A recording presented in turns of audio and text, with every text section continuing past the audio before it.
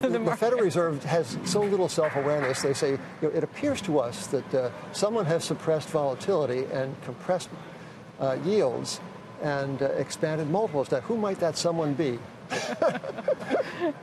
And yet? Yeah.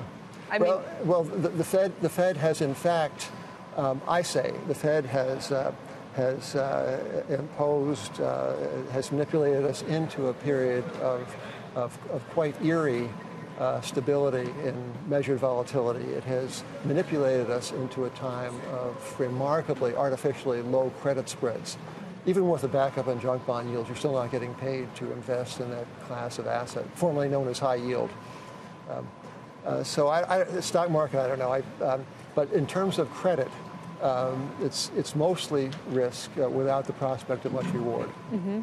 And so what does that leave in terms of good choices here for investors outside of Russia for the moment? Well, this is almost as contrary as Russia, which, by the way, is trading, according to economists, at less than Iran. That's how, yeah. But one form of investment that is almost as thoroughly hated as Russia, almost, is gold and gold mining shares. I've talked about this before. You mentioned this last time you were on, and they've rallied. Yeah, since they have. Then, yeah. They have. Some years they do, and some years they don't. But gold is to me, is a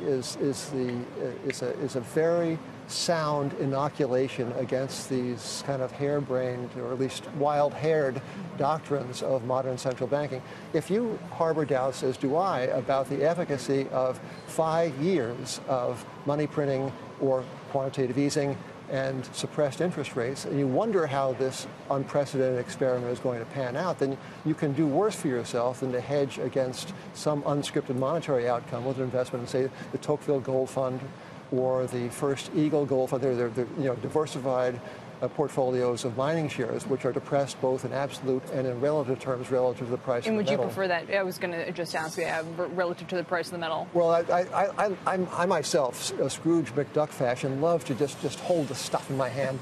Do you have it under your bed, Joe? No. I'm not. I wouldn't tell you that.